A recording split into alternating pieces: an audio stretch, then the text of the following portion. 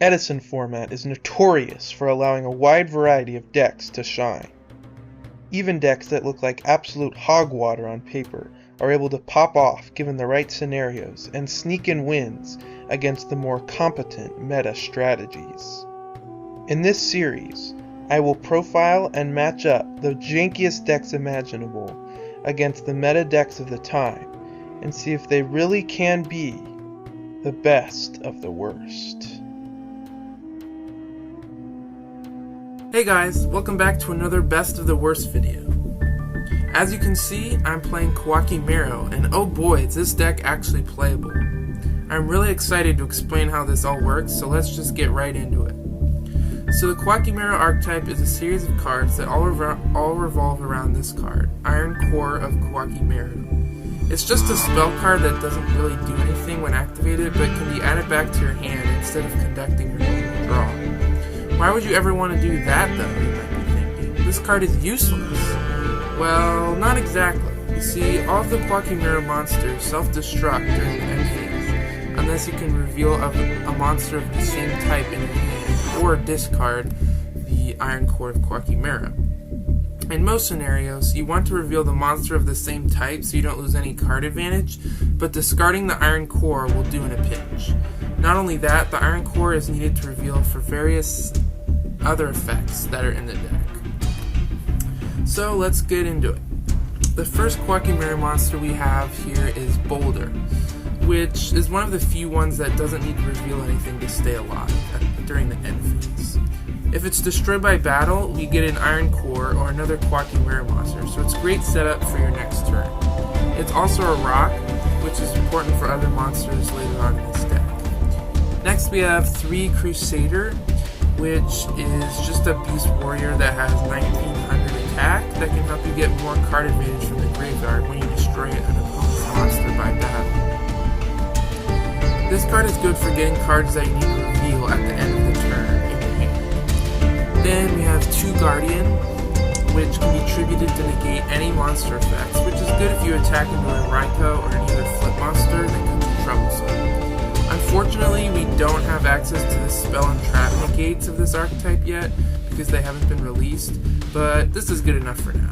We also have 2 Rook Lord, a tribute summon that only needs 1 Koa'ki Meiru monsters for tribute. On summon, it pops any 2 monsters or any 2 cards on the field at the cost of banishing a Koa'ki Meiru monster, which you probably already have if you tributed 1. This card is the main boss of the deck and allows you to OTK really easily. We have 1 Tornado, which destroys any special summoned monsters by just putting the Iron Core back on top of the deck. And then we have the best card in the deck, 3 Urnite. So this card is just fantastic as it allows you to special summon any level 4 or lower Koa'ki Meiru from the deck by just revealing the Iron Core in your hand. Not only that, it's a 2000 beater that can get almost over any normal summon. Our other monsters are all either rock or beast warrior type to facilitate this strategy. So we have 1 Gigantes, which can be specialed off of any of our monsters in the graveyard because they're all earth except for Tornado. It's just a really good card, and if it's destroyed by battle, you can destroy all spell or trap cards on the field as well, which is pretty good. Then we have 3 Beast King Barbaros, which is a 1900 beater that's a beast warrior, and it's a 3000 attack beater under skill drain. 2 legendary Jujutsu Masters to kind of keep your opponent off of tempo, and it's a rock. And 1, I'm not joking here, Shiba Warrior Terra. You've probably never seen this card before, but it's a Beast Warrior tuner, and it can't be destroyed by battle, which is a nice plus. Its downside effect doesn't come up that often, so you should be fine usually. But yeah, it's just like a good tuner to have in the deck to reveal at the end of your turn. Then we have 3 Core Compression, which is just like basically a solar recharge but worse. It allows you to draw 2 after revealing an Iron Core of Koa'ki Meiru and discarding a Koa'ki Meiru monster. Then we have 2 back row removal cards, Giant Trunade, Heavy Storm, and then also MST, and then the Iron Core of Koa'ki Meiru, Core Reinforcement, which is basically just a worse Call of the Haunted for Koa'ki Meirus, 3-Dimensional Prison, 3 Iron Core Luster, which is a spell and trap negate for revealing the Iron Core, 1 Mirror Force, and 2 Skill Drain. For the side, we have 2 more Gigantes, and then 3 Koa'ki Meiru Doom, which is good against light and dark decks. Sangan, Slate Warrior to facilitate Doom because you need to reveal a Fiend in your hand. 1 Brain Con, 1 Mind Con, 3 Noblemen of Crossout, and 1 more Skill Drain.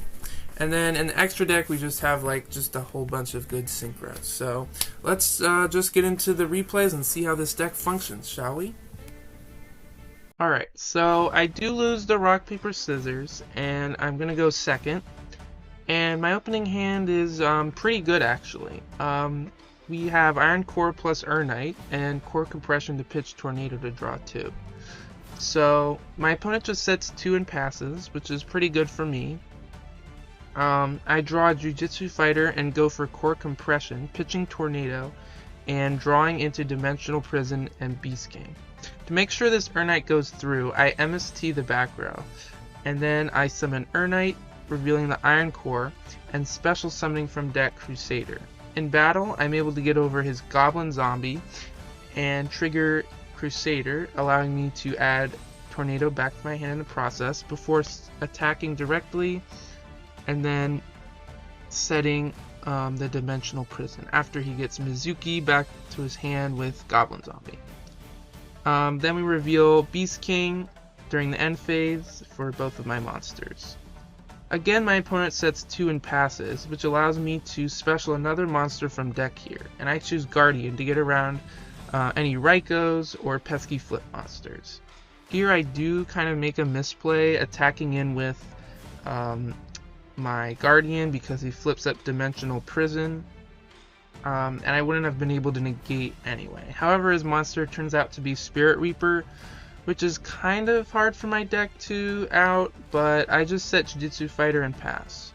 My opponent books my Urnite, which I could negate with Iron Core Luster, but decide against it because I still have Prison to protect my Urnite. Mizuki comes down, and then he attacks my Urnite, but I'm able to prison it and take him off of his special summon from the graveyard as well. He sets 1 back row and then passes over to me. I draw a Boulder for hand and for turn, and on my turn I'm still not able to get rid of his Spirit Reaper, so I just summon a Boulder from my deck and then pass. So then he just sets another back row and turns it over to me, and then I'm able to draw a Rook Lord, which is the best card in this scenario. First I special summon another Guardian from my deck, and then tribute over the Boulder to summon Rook Lord and pop the Spirit Reaper and one of his back row by banishing one of his Boulders. He does Dimensional Prison here, my Guardian, but I attack with Crusader and then Urnite, and it looks like I'm about to win, but he does drop Tragodia on me. So that does eat up the last attack, and I'm forced to get rid of my Rook Lord here because I don't have a warrior in hand. And I do want to keep the Iron Core in my hand for Iron Core Luster. So then he drops Dark-Armed Dragon on me, which is not the best, because he has exactly 3 darks engraved. So he is able to pop my Urnite, my Crusader, and my Iron Core Luster, which isn't the worst because I still have Jujitsu Fighter face down, and I'm able to put his monster back on top of the deck, but he does set 1 and passes. I'm able to draw into Compression and activate it pitching Boulder. Then I set Jujitsu Master and pass here, and my opponent just sets another monster on his next turn after I set my Tornado and draw my Rook Lord.